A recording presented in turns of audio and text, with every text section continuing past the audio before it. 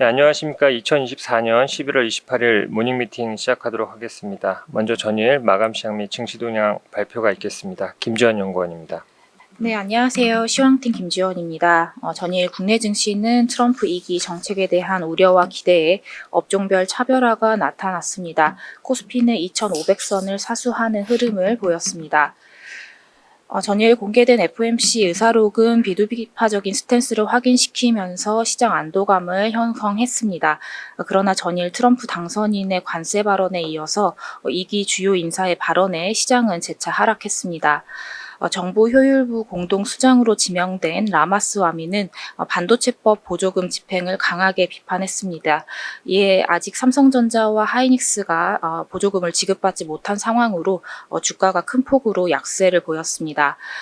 반면에 트럼프 당선인은 김정은 위원장과 대화를 추진한다는 보도에 경협주가 상승했고, 관세 영향에서 자유로운 인터넷, 게임 관련주도 상승하는 등 업종별 차별화가 극명하게 나타나는 모습이었습니다. 해외 증시 살펴보겠습니다. 미증시는 추수감사절 연휴를 앞두고 한산한 거래량 속에 3대 지수 하락했습니다. 특히 기술주의 차익 실현이 높아지면서 나스닥이 0.6%대 부진했습니다. 발표된 지표들이 많았는데요. 3분기 GDP 성장률 수정치는 연율 2.8%로 발표됐고, PCE 가격 지수는 둔화세는 정체되는 모습을 보였지만 예상에는 부합했습니다. 이에 12월 25bp 인하 확률은 69.5%까지 상승했습니다. 또한 신규 실업수당 청구 건수는 21.3만 명으로 예상을 소폭 하회했습니다. 종목별로는 실적 및 전망 부진에 델과 HP가 각각 12%, 11%대 급락하는 모습을 보였고, 엔비디아나 ARM 등 반도체주도 대체로 부진한 모습을 보였습니다. 중국 증시는 트럼프의 관세 발언을 소화하면서 상해 지수가 4거래일 만에 상승했고, 유럽 증시는 트럼프 관세 여파와 프랑스 예산안을 둘러싼 정세 불안이 불거지면서 영국을 제외하고 일제히 하락했습니다. 미국 10년물 국채 수익률은 트럼프 트레이드 되돌림 흐름이 나타나면서 하락했고, 달러는 BOJ의 금리 인상 전망, ECB의 B컷 기대 후퇴에 엔과 유로화가 강세를 보이면서 하락했습니다. 관전 포인트 짚어보겠습니다. 물가 둔화세의 정체는 예상 수준으로 12월 인하 기대는 유지됐습니다. 다만 지표들의 결과가 조금씩 엇갈리면서 인하의 속도 조절 가능성도 부각되는 모습입니다. 주요 IT 기업들의 실적 부진과 가이던스 하향에 IT 지출 축소 우려가 제기되면서 국내 관련주에도 영향을 미칠 것으로 보입니다. 다만 최근 상승을 지속해오던 달러와 미 국채 금리가 하락한 점은 안도 요인으로 금일도 전일에 이어서 업종별로 차별화 흐름이 연장될 것으로 보입니다. 감사합니다. 예, 다음은 유로존의 매크로 자료입니다. 권희진 연구원입니다. 네, 안녕하세요. 매크로팀 권희진입니다. 유로존 경기에 대해서 기대가 지금도 낮은데 앞으로도 좀 낮게 유지가 될 가능성이 커 보입니다. 핵심 산업이 뚜렷하게 성장성을 좀 보여주지를 못하고 위축이 되고 있는 상황에서 트럼프 당선 때문에 교역하고 안보 측면에서의 불확실성은 높아지고 있기 때문입니다. 최근에 PMI 지수를 보시면요, 하락해서 올해 최저 수준에 지금 가까워지는 모습을 보실 수가 있습니다. 그나마 서비스업이 좀 양호했는데 서비스업도 위축 국면으로 들어서는 모습이었습니다. 문제는 현재만이 아니라 향후의 전망도 조금씩 약해지는 모습이 꾸준하게 나타나고 있는 건데요. 미국이 산업정책에 강하게 드라이브를 걸면서 유로존 내에서의 투자는 더 줄어들고 권역 밖으로 유출이 커지고 있는 중입니다. 트럼프 당선인은 관세에 대해서 좀 압박을 수위를 조금씩 높여가는 이런 모습을 보여주고 있는데, 사실 유로존에 대해서도 언제든지 좀 무역 장벽이 높아질 가능성이 큽니다. 그래서 이런 추세에는 크게 변화는 없을 거라고 저희는 생각을 하고 있고, 이렇게 경기가 둔화를 하게 되면 결국에는 재정을 더 써야 될 필요는 커지게 되는데, 지금 방위비 지출이 높아질 걸로 보여서 내수를 지원할 만한 여력이 좀 제한적이라고 생각을 합니다. 트럼프 대통령이 이야기하는 걸 보면 우크라이나 전쟁에 대해서 좀 종전 이야기를 많이 하고 있죠. 근데 러시아하고 우크라이나 전선 지금 그대로 동결을 하면서 러시아 점령군을 그대로 둔 채로 종전을 좀 서두를 가능성이 제기가 되고 있습니다. 그래서 트럼프 당선인이 이번 집권기에서는 정부 지출을 아껴서 앞으로 이제 감세 같은 걸 미국 안에서 할 거기 때문에 재정 적자 확대폭을 줄이는 이런 정책의 노선을 결정을 하고 있는 상황이기 때문에 미국의 우크라이나 관련된 지원금 자체가 좀 대폭 삭감될 가능성이 커 보입니다. 계산을 해보면 연간으로 한 400억 달러 정도를 직접적으로 좀 아낄 수 있겠더라고요. 대신에 이제 나토에 대해서 GDP 대비로 방위비 기준치 지금보다 더 높여라라고 압박의 수위를 높일 수 있을 것 같습니다. 현재는 GDP 대비로 2%가 기준인데 3%로 높일 거를 요구를 할 걸로 예상이 됩니다. 그래서 유럽 입장에서는 지금 통상 압박에 대응도 해야 되고 방위비 부담도 커지면서 결국에는 재정 건전성을 추가적으로 개선을 해나가기가 쉽지가 않은 상황입니다. 그렇지만 저희 지난해부터 보셨던 것처럼 국채시장에서 공급 불안 때문에 요동치는 사례들이 몇 차례 있었습니다. 그래서 재정 적자 확대가 계속해서 늘어나기가 좀 쉽지는 않은 이런 상황이기 때문에 결국에는 ECB의 적극적인 통화 완화 이쪽으로 필요성이 부각이 될 가능성이 높아 보입니다. 12월 달에 ECB 통화정책 회의가 예정이 돼 있는데요. 여기에서 이제 빅컷 가능성도 꽤 있다라는 생각이 듭니다. 이상입니다. 예, 다음은 기업 및 산업 분석 순서입니다. 먼저 2025년 운송산업에 대한 전망 자료입니다. 강성진 연구원입니다. 네, 안녕하세요. 운송 담당 강성진입니다. 2025년 운송산업 전망 말씀드리겠습니다. 저희는 탑픽으로 대한항공을 제시하고 대한항공에 대한 목표 주가 32,000원도 그대로 유지하도록 하겠습니다. 먼저 산업 관련된 내용을 포커스 차트를 가지고 설명을 드린 다음에 다시 표지로 돌아와서 말씀드리겠습니다. 대한항공의 이제 국제여객 화물 그리고 급유 단가의 상승률에 대한 차트를 저희가 이제 보여드리고 있는데요. 여기 나와 있는 것처럼 항공 화물 단가는 지금 굉장히 강세를 보이고 있고 내년도에도 대부분 강세를 보이겠지만 하반기로 가면서 이제 운임 상승률은 조금씩 떨어질 거다. 왜냐하면 이제 미국에서의 재고 보충 정상화에 따른 물량 증가가 끝나가기 때문이다라고 보고 있고요. 국제여객 같은 경우에는 강보합 정도를 예상을 하고 있습니다. 저희가 이제 분석을 할 때는 대한항공이 주력으로 하는 장거리 운항 편수의 한국 시장에서의 장거리 운항 편수의 증가율이 7.7% 정도 수준으로 보이지만 장거리 쪽의 여행은 아직도 빠르게 증가할 거로 보고 있기 때문에 수급이 타이트할 거로 보고 있고요. 그런데 지금 급유 단가가 상당히 많이 빠지고 있는 그런 구간이라서 유가가 빠지는 걸 감안했을 때 이 정도의 단가 상승이면 수익성이 개선되는 그런 항공 업황이 되겠구나 이렇게 볼 수가 있겠습니다. 다음으로 이제 펜오션 등과 관련된 벌크선 시황을 말씀드리면 저희가 볼 때는 내년도에 BDI 기준으로 봤을 때 한 3.5% 정도의 운임지수 하락이 예상이 된다라고 보고 있습니다. 벌크선의 공급 증가율은 그렇게 부담스러운 수준은 아니지만 물동량 증가율 역시 굉장히 좀 침체되어 있기 때문에 운임이 소폭 하락할 거다라고 보고 있고요. 다만 이제 펜오션 같은 경우에는 이러한 영업손익의 변동, 영업 환경의 변경 이런 부분보다는 중국 경기 부양책의 효력에 민감할 것이고 저희는 중국의 재정 정책이 중국에서의 내수 서비스업의 그 성장 동력화가 이제 현실화될 때까지 계속 좀 밀어붙여질 거다라고 보고 있기 때문에 2025년 중에 그러한 경기 부양책의 효과가 좀 기대되는 시점이 올 수 있다라고 보고 있어서 그 시기에는 펜오션 주가 상승할 수 있다라고 생각을 하고 있습니다. 다음으로 컨테이너 쪽을 말씀드리면 컨테이너 운임은 CCFI 기준으로 전년 대비해서 26.8% 급락할 거라는 기존의 전망 그대로 유지를 합니다.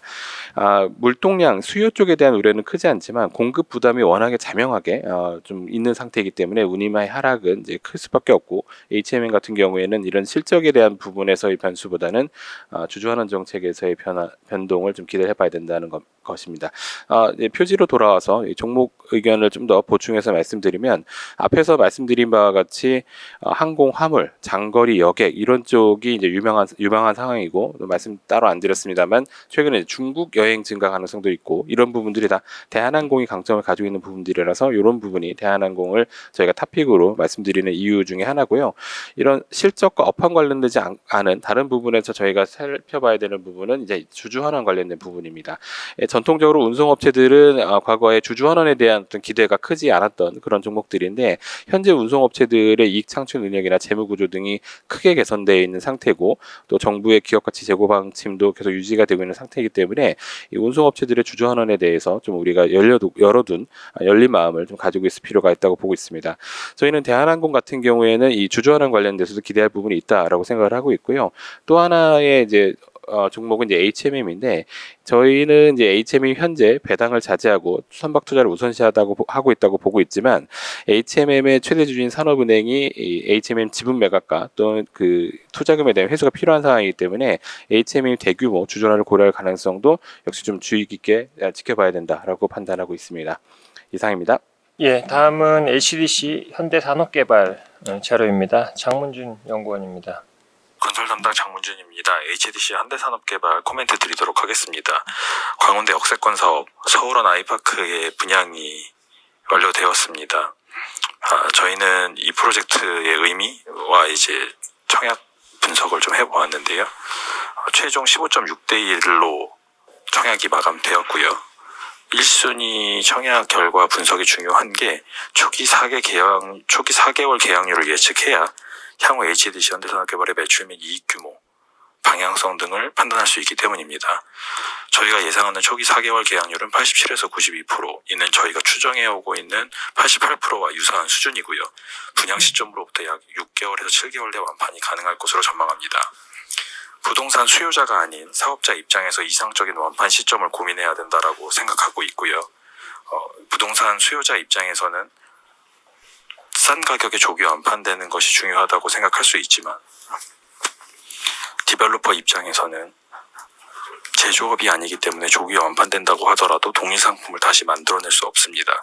따라서 훌륭한 디벨로퍼란 기업이 적정한 가격 세팅을 통해 너무 빠르지도 너무 늦지도 않은 수준의 판매 완료를 이끌어내는 기업이고요. 서울원 아이파크의 분양이 그런 사례가 될 수 있다고 생각합니다. 2025년부터 이익 턴어라운드는 확정되었습니다. 미착공 PF 감소에 정부의 디벨로퍼 육성까지 물린 상황이므로 저희의 변함없는 최선호주의입니다. 예, 다음은 보험산업 관련된 자료 말씀드리도록 하겠습니다. 최근 대통령 직속 의료개혁 특별위원회에서 비급여와 실손보험 개선 방안에 대해서 논의하고 있습니다. 아직 구체적인 내용은 확정되어 있지 않은 상황이지만 비중증 비급여 의료비가 너무 빠르게 증가하고 있어서 이에 대한 적절한 관리 방안이 필요하다는 것이고, 실손보험의 비급여 진료 노출 급증에 따른 노출된 상품 구조를 가지고 있다는 점에서 구조 개편을 추진하고 있다는 점이 핵심 내용이다라고 생각을 하고 있습니다. 실손보험의 경우 1세대뿐만 아니라 2021년에 출시된 4세대 실손보험 모두 손해율을 100% 상회하고 있는 수준이고요. 지난 수년간 높은 수준의 보험료 인상을 단행했지만 이보다 비급여 의료비 청구가 더 빠르게 증가하면서 손해율 개선이 매우 제한적으로 나타나고 있는 상황입니다. 특히 소수의 계약자가 대규모 보험금 청구를 함에 따라서 대다수의 소액 청구 또는 미청구 계약자들의 부담이 동반 상승하는 문제가 반복되고 있습니다. 회계적으로 놓고 보면 IFRS 17 도입 이후에 미래 손실이 예상이 되는 경우 보험 계약을 판매하는 시점에 미래 예상 손실을 모두 현가화해서 단기 손익에 반영을 해야 됩니다. 이 CSM이 존재하는 계약과 달리 이렇게 손실부담 계약으로 반영된 보험 계약의 경우 향후의 미래의 현금 흐름에 변동의 영향이 발생하는 경우 모두 다 단기 손익에 반영이 되면서 보험 손익의 변동성 확대 요인으로 작동을 하고 있습니다. 현재 4세대 실손까지 출시되었다는 점은 두 가지를 의미합니다. 하나는 이 상품이 사회적으로 필요한 상품이다라는 점, 그리고 두 번째로는 상품 구조의 문제점을 모두가 인식을 하고 있고 이를 위한 노력이 계속되고 있었지만 아직 의미 있는 성과가 나타나고 있지 않다라는 것을 의미합니다. 12월에 2차 의료개혁 실행 방안이 이제 발표가 될 텐데요. 이때 이제 실손과 관련되어 있는 실행 가능성이 높은 대안이 제시되기를 기대하며 이 부분들이 가시화될 경우 보험사의 보험 손익 변동성이 축소될 것으로 기대하고 있습니다. 다음은 제약바이오 뉴스 브리프입니다. 김혜민 연구원입니다. 안녕하십니까. 제약바이오 담당 김혜민 연구원입니다. 트럼프 관련된 인사들에 대해서 자료 간단하게 말씀을 드리겠습니다. 일단 트럼프 2.0 제약바이오 관련 부처의 인사 지명에 따라서 불확실성이 존재할 수 있는 건 사실입니다. 특히 이제 보건복지부 장관의 이제 RFK 같은 경우는 백신 음모론자로 묘사되어서 이제 향후에 백신을 연구하는 연구자 600명 정도를 해고하고 새로 채용하겠다고 밝힌 바가 있습니다. 그래서 해당 인사 지명 이후에 이제 특히 백신 산업 내 탑 플레이어인 GSK, 화이자 등 기업 일부가 주가 하락세를 보였습니다. CMS 같은 경우는 이제 닥터 오즈가 지명되면서 이제 메디케어 어드밴티지에 대한 우호적인 스탠스를 보유하고 있는 인물입니다. 이분 같은 경우는 이제 파트 C로 언급되는 보험 부분에서 이제 연방 정부가 아닌 사기업들을 통해서 제공을 하고, 특히 이제 메디케이드 비용을 감축하기 위해서 이제 가입 조건에 근무 요건을 포함시켜야 된다고 발언한 바 있습니다. 근데 이제 2023년 HHS 분석에 따르면 이런 근무 요건이 포함될 시 약 2,100만 명의 가입자가 자격 상실 위험을 지닌다라고 밝힌 바가 있습니다. 하지만 그럼에도 불구하고 긍정적인 부분은 이제 도지라는 새로운 부서에 이제 일론 머스크와 로이반트 창립자인 비백 라마스와미가 지명이 되면서 이제 두 명은 모두 혁신에 열려 있다고 판단이 됩니다. 그래서 머스크 같은 경우는 뉴럴링크, 그리고 라마스와미 같은 경우는 로이반트 창립 이후에도 지속적인 제약바이오 관련 움직임이 확인되고 있습니다. 그리고 이제 무역거래위원회 같은 경우는 기존 반독점 그리고 사보험사 등의 압박톤이 존재했던 리나칸이라는 분의 교체 가능성에 따라서 더 활발한 M&A가 기대된다라고 보실 수가 있습니다. 그리고 이제 마지막으로는 이제 NIH 같은 경우는 이제 스탠포드 대학 닥터 제이를 지명을 했고, 이분 같은 경우는 이제 코로나 팬데믹 당시에 이제 봉쇄 조치나 이제 마스크 의무화 등에 대한 소리를 높여서 비판한 적이 있습니다.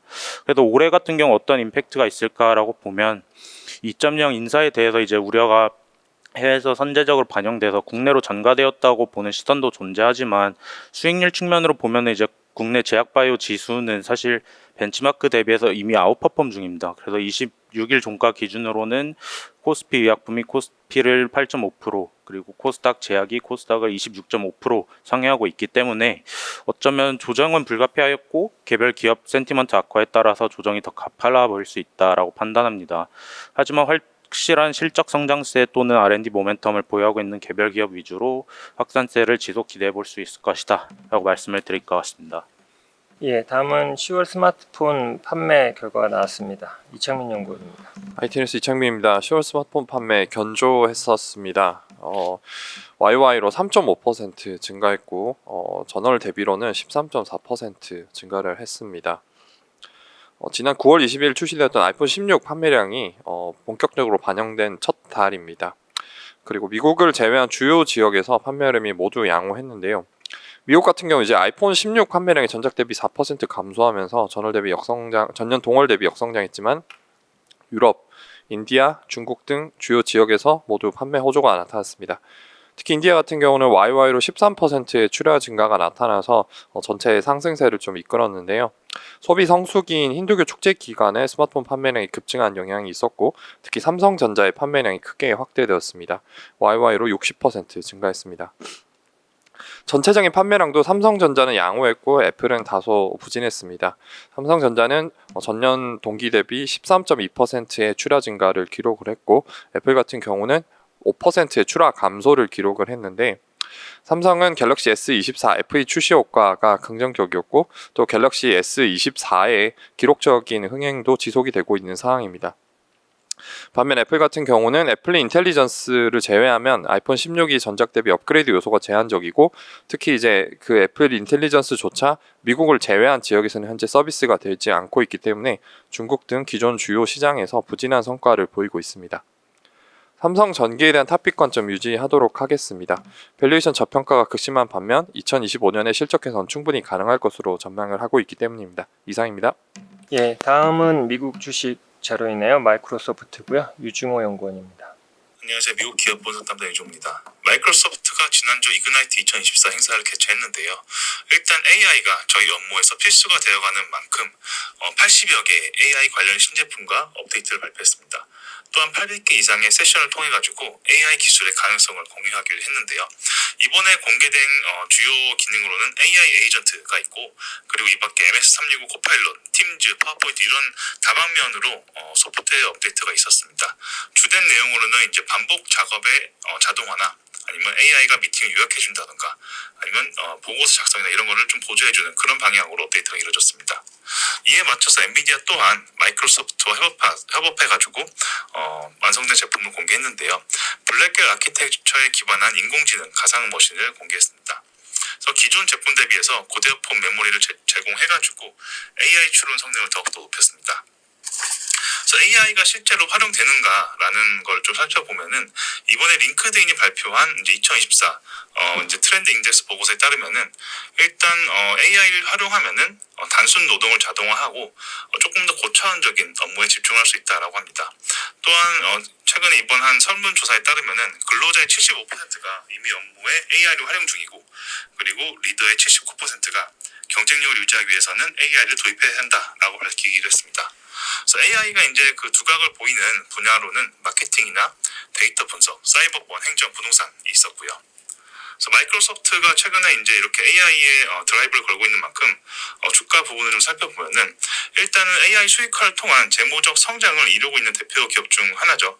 최근에는 액티비전 블리자드 인수하면서 이익률 감소가 좀 나타나고 있지만 AI 도입을 통해 가지고 이런 이익률 감소로 일부 상쇄하고 있고, 그리고 높은 현금 그리고 자본에 기반한 캐펙스 투자 같은 경우에는 저희는 장기 성장의 발판이 될 것이다 보고 있습니다.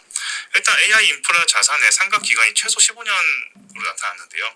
그래서 이제 자산 상각 기간이 긴 만큼 이제 AI로 인한 이익 성장을 감안할 시에는 이런 비용 부담은 저희는 미미할 것이다라고 보고 있고요.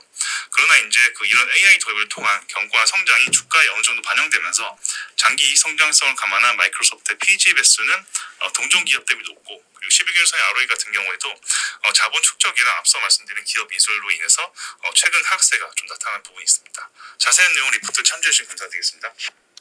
예, 이상으로 준비된 자료 발표를 모두 마쳤습니다. 감사합니다.